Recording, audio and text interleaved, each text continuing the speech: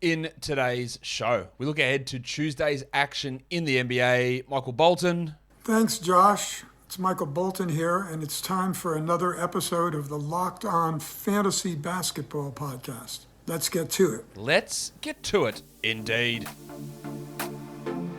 You are Locked On Fantasy Basketball, your daily fantasy basketball podcast, part of the Locked On Podcast Network.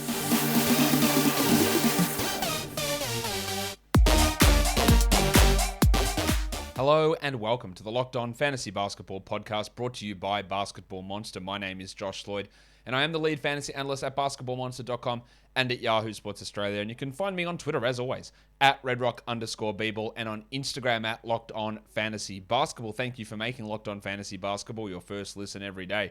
We are free and available on all platforms. Here we are, talking about Tuesday's games, looking ahead what I'm watching for, and some stream options as well. First game is the Hornets and the Raptors. There you go. PJ Washington Jr. has been putting up good games. The last two games especially. Now, it does help that Gordon Hayward and Jalen McDaniels are out. And then we've got a Kelly Oubre ejection. That did help getting his value up. But he's worth watching. If you want to take a grab on him, there is some value in PJ, who played 31 minutes last game while Plumlee was under 20. Is that what they're going to roll with moving forward? I don't know. But it is worth having a look at. And then also Kelly Oubre Jr., who we know got ejected last game, but is in that low 20s minutes range. I think he needs 28 to be a 12-team league player. Hasn't gotten there since returning from COVID. Whether he gets back there or not remains to be seen. And this will be a really key test to see whether those minutes do jump back up for Oubre. For the Raptors, Gary Trent has been really poor over the last couple of weeks, even the last month. Numbers are down, the shooting's down, the steals have dropped off. They were, of course, unbelievably, unrealistically high. So I want to see if we can keep Trent as a must-roster player. Also played under 30 minutes, which is very un-Nick Nurse-like, in the 2 games back from his ankle problem. So is that still an issue? Is he fallen out of favor that much? He is the guy that if they do decide to go bigger by playing a traditional center, and Achua or Boucher, not that they're even traditional centers, but you know what I mean, he's the guy that loses out. He goes from those 34 minutes down to under 30, apparently. So let's watch that one. Let's also watch the Jedi, OG Anunoby. But what about scarves? OG. Balenciaga Stop, ones. OG. You better stop, OG. Recent numbers from Anunoby have been pretty poor. The shooting numbers are down for him. Free throws even are really down. I think there is some really big bounce back potential for Anunoby. I'd like to see him do it, and hopefully he's able to do it in this game. The Clippers and the Wizards. BJ Boston, really been impressed with him lately, but this is like a placeholder name for what happens with BJ, what happens with Mann, what happens with Bledsoe, what happens with Coffey, what happens with Batum, what happens with Morris, what happens with the Kennard. Yeah, the 8 wings or so that they play every game. Boston's been improving, sure. Yeah, he's playing well. He's playing more minutes than Bledsoe. He's playing equivalent minutes to Mann. He played more minutes than Coffey last game. Yeah, so where does it fit? What does Ty Lue decide to do with that wing and guard rotation? Is it back to Kennard and Batum? Can Boston push ahead of someone? Does Coffey continue to start? There are so many questions there. And there are many questions at the center position. With Ivica Zubac apparently locked in as the starter. He might play 30 minutes. He might play 22 minutes. Like, who knows? And then what happens behind him with the Barker and Hartenstein? Hartenstein played an embarrassingly low 4 minutes last game. Like, there is so much uncertainty with this Clippers rotation that watching the wings and watching the centers is really key. Like, we know that Marcus Morris is going to play 30. We know that Reggie Jackson's going to play 30 as the point guard. After that, it's really anybody's guess as to what Ty Lue does. The Nuggets and the Pistons. Aaron Gordon is, in general, playing pretty well at the moment. I still don't think he's got a particularly high upside. And if you are looking at rankings and they include turnovers, his numbers get really, really skewed. And that might lead someone to overvalue him. But he is playing well at the moment. His minutes are up. He's putting up some pretty solid production. And I think there's some level of sustainability with it. Not massive, but some. Monty Morris continues to be a fringe guy. He'll have the big game. He'll have the shit one. More shits than goods. But in a 10-team league, I'm not sure he's a must-roster player. But who's taken it from him? It's not the big stiffy. It's not Faku. He's going to stay as that starting point guard, I would imagine, until Jamal Murray returns, whenever that is. For the Pistons, the Sly Hog, Cade Cunningham. My name is Richie Cunningham. I love what he's been doing recently. Top 50 over the last 2 weeks. Can he continue to do that? I just want the ball in his hands more. I don't need to see Corey Joseph clutch time offense. I need to see Cade Cunningham clutch time offense. I need to see Cade getting the ball. I need to see Dwayne Casey giving him the ball. I need to see Corey Joseph giving him the ball. That would be good if we could see that from him. Killian Hayes and Corey Joseph, we want to watch that. Your situation as well as to who's going to get the start and how they're going to run that rotation. We know that Olynyk and Jeremy Grant will both be out of this one. So I want to watch Big Alf Stewart, the Flaming Galah. Is that you, Mr. Stewart? Well, who the hell else do you think it'd be? Get in here, you pair of flaming galahs. Stewart was great last time. Shot 100%, which is not going to continue. I don't think he's a 12-team league player, but let's see what the minutes look like between him and Trey Lyles here while we have no Kelly Olynyk. The Lakers and the Nets. It does look like, big news, Anthony Davis is going to return. He's listed as probable. That's awesome news. Now, I imagine he'll be a little bit limited straight up, but that's great. That obviously helps their rotation out a lot. So what do they do if Davis is back? Obviously, he'll start over Dwight Howard, but do they keep Ariza and Bradley starting? It's pretty disgusting, but maybe they do. Do they go back to Monk? Does Horton Tucker, Reeves, Stan Johnson? What are they going to do in this lineup? A lot of questions. I want to watch the Avery Bradley Malik Monk minutes. Bradley is playing way too many. Monk is playing too few. Monk's usage probably does take a hit with Davis back, so we want to see how that all plays out also. For the Brooklyn Nets, Kessler Edwards, he's got big minutes with Kevin Durant out. We know that. And he's got a pretty sizable role. Sizable enough, I guess. So what's he going to look like? Can he show us some decent scoring? Or is it all just going to be defense? Remember, Kyrie is out of this game. He's also out of Wednesday's game. They've got a back-to-back homestand. So there is extra usage available for these Nets players. And I want to watch LaMarcus Aldridge. There's a potential that Nick Claxton returns. So how do they run Aldridge, Claxton, and do they keep Day'Ron Sharpe going? Because Sharpe's been starting. He started the last 7 games and played pretty decent minutes in most of those. Will they play the 3 centers? How does that impact Aldridge? Does that take him away from being a 12-team league player? I think that's a genuine question and something we need answered as we move forward. But if you want the answer to what is the best daily DFS prop operator, the answer is obviously PrizePicks. It has to be PrizePicks. I've been telling you about PrizePicks for a while, and for a limited time, PrizePicks has an exclusive offer. It's a no-brainer offer for all Locked On listeners. You get $50 for free if a player in your first PrizePicks entry scores a single point. But you must use the code NBA. That's right. Exclusive offer for Locked On fans using the code NBA. PrizePicks has the best NBA DFS prop game on the market. What you do is you pick 2 to 5 players, and there's an over-under on individual projections. You just pick those, and you can win up to 10 times your entry fee. It's points or rebounds or steals or assists or threes. Just pick them. Pick over-under one of those, mash them together, see how you go. Entries are fast. Withdrawals are safe and easy as well. And they're also offering mixed sport entries too. So go to prizepicks.com today or use the App Store and download the app. All users that deposit and use the promo code NBA will get $50 free if your first PrizePicks entry scores a single point. That's right. All users that deposit and use the promo code NBA will get $50 free if your first PrizePicks entry scores a single point. PrizePicks is daily fantasy made easy. We're here waiting for the NBA trade deadline. It's Thursday, February the 10th at 3 p.m. So, Locked On NBA has got a live trade deadline show running on Thursday, February the 10th between 2 p.m. Eastern and 4 p.m. Eastern. Join Kim Becker, John Corrales, some goof by the name of Josh Lloyd, and NBA veteran Antonio Daniels, and get analysis of every blockbuster move. Subscribe to the Locked On NBA YouTube channel and turn on your notifications so you know when we go live. Let's look at the next game. Kings, Celtics, Rashawn Holmes. Are the minutes going to bump up for him? Is he going to get his free throws back in line? They've been pretty poor the last couple. Is he going to turn into that player that we saw at the start of the year? That is really, really key. Obviously, for if you have Holmes and for the Kings, and maybe trade value for him. De'Aaron Fox is questionable. What I want to see is Terrence Davis's role. Because Davis has started with Halliburton out, then Halliburton came back and Fox was out, and Davis is playing really well. 30-plus minutes in 3 straight games.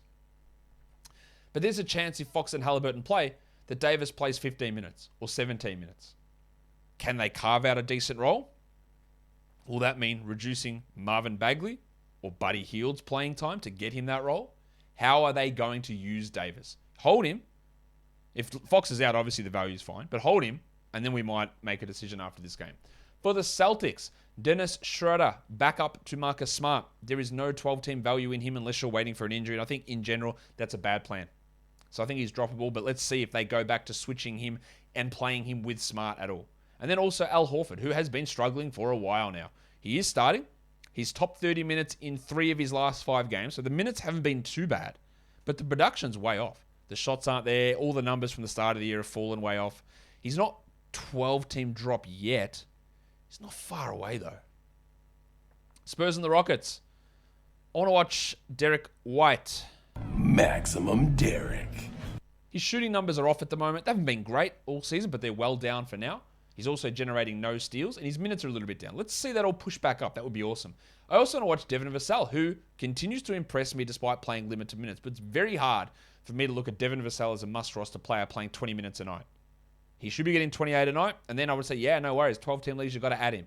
But with the insistence on Lonnie Walker and Doug McDermott and those sort of blokes is impacting what Vassell's playing time is. Again, just a quick reminder to the people who thought that the Bryn Forbes trade would mean more minutes to Vassell. It doesn't, because Forbes literally was not in the rotation when they were healthy. So again, that's always one of those things. You just got to be really careful about jumping to conclusions like that without fully examining the details. I think Vassell should play more minutes. It just hasn't come to pass, of course. The Rockets, the crucifix, Christian Wood. He's playing at a really high level. Will they limit him at all to play Şengün? I think the answer to that is clearly no. Will his shooting numbers stay up? Because they're well up at the moment, shooting very, very well. And I don't think he's that level of a shooter. So let's watch that. And also KJ Martin, who played well. He outplayed the Wild Thing, Jayshawn Tate, in the last game. Even the Wild Thing's gone well. I can't do much about that. And to me, I think he is by far a bigger part of their future than what Tate is. I know that I'm in the minority with that opinion, but I'd like to see them play him more. And I think last game was a little bit of an outlier. Let's see what happens here with KJ. And if they decide to play him, if they play him 26 a night, he is a 12-team league guy. The Pelicans and the Sixers, Herbalife Jones, shooting like 62% from 3 and 85% from free throw line. Something crazy like that. 70% from 2. The numbers are insane. Do I think he can maintain getting steals? Yeah, he's really good at that. But those other numbers are insane. Can they continue? Devontae Graham, well, his numbers are insane, but also insanely bad. Like, the shooting is never going to be good, and his assists have dropped way off. Is he actually still a 12-team league player? I am not convinced. Let's see what his minutes look like, especially. While for Philadelphia, Furkan Korkmaz, big game last time. There's no Danny Green, still no Shake Milton, still no Seth Curry. We might get Matisse Thybulle back, which will have an impact on Furkan. Furkan can be a streamer if Thybulle is out. And then Maxi's playing a ton of minutes. And with Shake Milton out again and Seth Curry out, I expect big minutes once more for Tyrese Maxey, who's played 46 and 42 in the last 2 games. Now, obviously, they are insane numbers. Like, they are just very, very much too big in terms of playing time there. Like, will that be anywhere close to realistic for him to get that sort of playing time every night? I don't think it's realistic, but it's not crazy with the absences there for him to get 40 minutes again. So just keep an eye on that, I think, is worth doing. It's also worth going to BetOnline because they want to wish you a happy new betting year for 2022. BetOnline is the #1 spot for all of your sports wagering action for 2022. It's a new year. There's a new updated desktop, and they've got their mobile side as well. So sign up today and receive a 50% welcome bonus on your first deposit by using the code LOCKEDON. From basketball to football, the NHL, boxing, UFC, or right to your favorite Vegas casino games, don't wait and take advantage of all of the fantastic offers available for 2022. BetOnline is the fastest and easiest way to bet on all of your favorite sports. BetOnline is where the game starts. Timberwolves. They are taking on the Portland Trailblazers. Of course, we don't know about Patrick Beverley, who is shockingly injured again. Always is the case with him. He's missed the last 1.5 games with an ankle problem. It doesn't appear to be too serious, but we hope he's going to be okay. If he is out, though, Jalen Noel is definitely the player I'm more interested in versus Malik Beasley. Noel is playing really well. And D'Angelo Russell is playing unbelievable basketball at the moment. His numbers are through the roof, especially with Beverly out. So let's keep an eye on what he's able to do if there's any way to maintain that. We do expect Anthony Edwards to play after bumping knees at the end of Sunday's action. But, of course, that is something we will want to pay attention to. For the Blazers, Is Norman Powell going to play? He has not played since the 7th of January with COVID and now out with personal reasons. We hope that he is returning soon. But when he does return, how does that impact Nasir Little and Anthony Simons? Big questions. Ben McLemore also been playing a pretty strong role, and that'll have to drop off, I would assume, when Powell returns. And his value as a points and threes streamer probably drops off with that as well. But how they manage the Little, Simons, McLemore, all of those minutes when Norm returns, I think is a really interesting thing. The Mavericks and the Warriors. For Dallas, people are still asking me about holding Tim Hardaway in 12-team leagues. No, you don't do that. You don't need to hold him at all. Sterling Brown is out, but that doesn't really matter too much at all. I just want to see if Hardaway can do anything to change my mind. I really doubt that. I also want to watch Maxi Kleber, who is starting. I think he's playing really good basketball. I think he's a really good player. And there are occasions where he has shit fantasy games, but he does produce, especially in the blocks category. So watching him and Porzingis together is really interesting. While for the Warriors, not going to lie, I'm a little bit worried about Klay Thompson. He didn't practice with knee soreness. He's officially questionable again for Tuesday. That means we're firing up Jordan Poole once again. With Klay out, we use Poole. When Klay's back, we don't use Poole. So I want to watch what the Klay Thompson situation is here. Also Steph Curry, he's in a slump. He's obviously in a slump. He's a bit of a buy low player. But can he start to turn this around? Because it has been going on a little bit of time here for Steph. And I'd like that to get better.